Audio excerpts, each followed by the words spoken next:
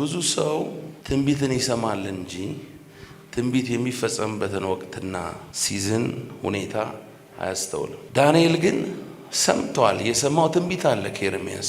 ምናልባት እሱ በዛን እድሜ አልነበረም፣ ግን በመጽሐፍ ተጽፏል። ለእስራኤል ሕዝብ ተነግሯል፣ ታውጇል። አይሁዳውያን ሰምተዋል።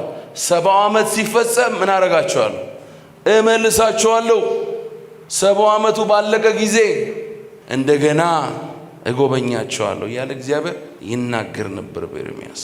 የሚፈጸምበትን ጊዜ ሲያስበው 70 ዓመቱ ደርሷል። ስለዚህ ምን ማድረግ ጀመረ? መጸለይ ጀመረ። የዳንኤል የጸሎቱ መሰረት ይሄ ክፍል እንደሆነ ወይም ደግሞ ይሄ ቁጥር እንደሆነ ትረዳላችሁ። ጊዜው አብቅቷል፣ ሞልቷል እኮ ልክ ነው፣ በድለናል፣ ግን ራራልን እያለ በእግዚአብሔር ፊት እግዚአብሔርን ይማጸናል፣ እግዚአብሔርን ይለምነዋል። እስቲ እግዚአብሔር ታማኝ ነው በሉ። አሜን። ክብር ለኢየሱስ ይሁን። ስለዚህ እግዚአብሔር እንደተናገረው በጣም የሚገርመው የእግዚአብሔር ታላቅነት ኢሳይያስ የምርኮ መልስ ወይም ከምርኮ ሲመለሱ አልነበረም።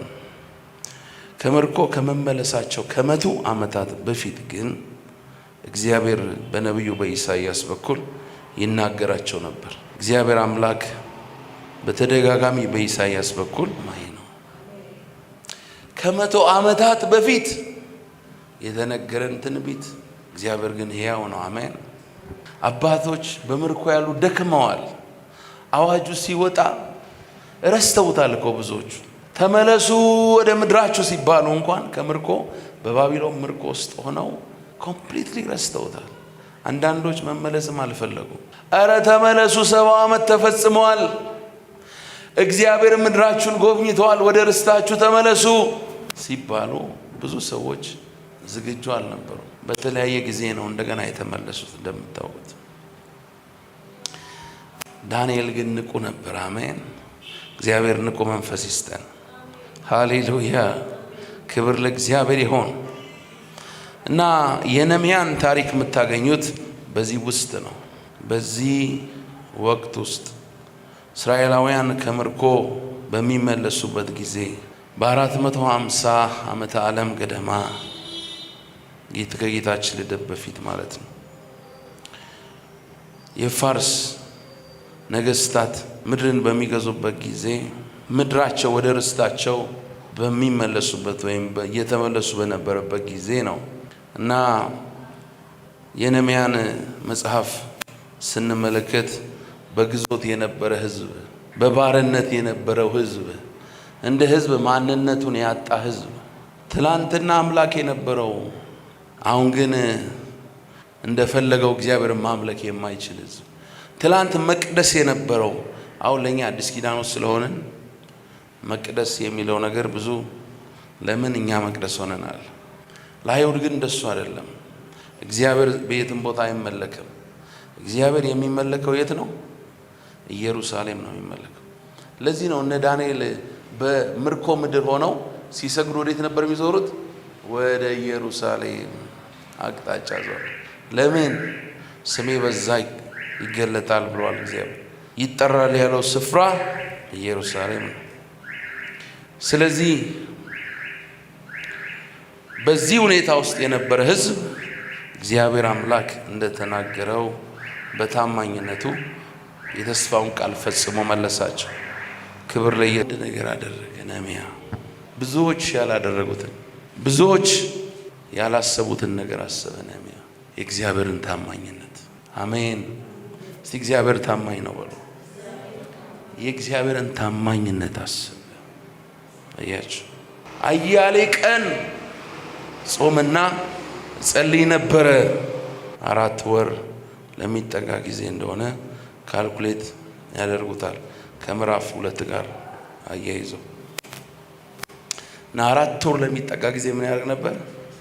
ይጾም ይጸልይ ነበር። ጉዳዩ ከማን ጋር ነበረ? እስቲ ከእግዚአብሔር ጋር ነበር በሉኝ።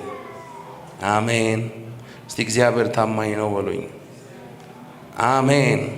ተስፋ የሰጠው የታመነ እንደሆነ ስለቆጠረች ሳራ ራሷ ደግሞ እድሜዋ እንኳን ካለፈ በኋላ ዘርን ለመጸነስ ኃይልን በእምነት አገኘ ይችላል።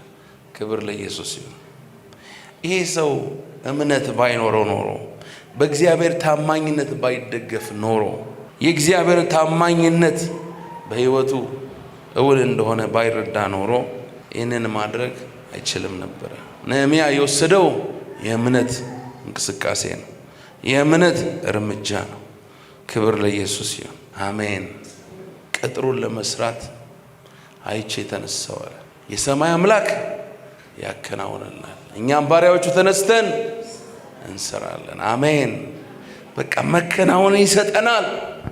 እግዚአብሔር ይረዳናል፣ እግዚአብሔር ያግዘናል፣ እግዚአብሔር ይሰራልናል፣ እግዚአብሔር ያከናውንልናል የሚል እምነት ነበረው። ስለዚህ ስትመለከቱ ያንዳንዱ እርምጃው በምን ነበረ?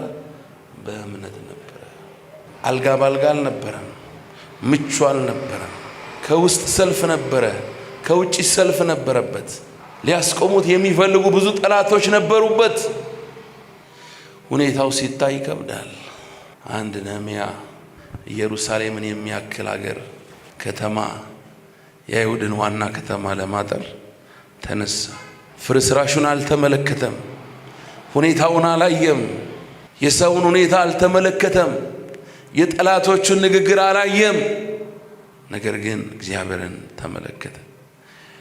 የተመሰከረላቸው እነ አብርሃምን፣ እነ ይስሐቅን፣ እነ ነህምያን። አሜን። ክብር ለኢየሱስ ይሁን። እነሱን እያየን እንበረታለን። ሃሌሉያ። በዙሪያችን እንዲህ ያለ ምስክር እንደ ደመናት ካሉልን ተብሎ ጽፏል። አሜን።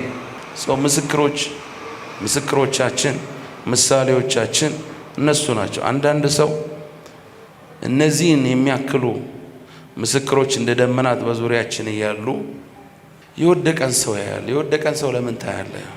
የተነሳን ሰው ማየት አይቻልም? ጌታ ይርዳን። አሜን። እግዚአብሔር ግን ታማኝ ነው። አሜን። እግዚአብሔርን ደግሞ ማየት እንድንበረታ ያደርገናል። ከነህምያ ሕይወት መጀመሪያውን እርምጃ በእምነት ወሰደ። እግዚአብሔር ደግሞ ለቀጣዩም ታማኝ ነበር። አሜን። ክብር ለኢየሱስ ይሁን። እስቲ ለቀጣዩም ታማኝ ነው በሉ። ለዘላለም ታማኝ ነው በሉ። እስቲ እግዚአብሔርን ያመንኩት በሉ። እስቲ ለጊዜያዊ ሳይሆን፣ ለሁኔታው ሳይሆን፣ ለዚሽ ምድር ሳይሆን ለዘላለም ነው። አሜን።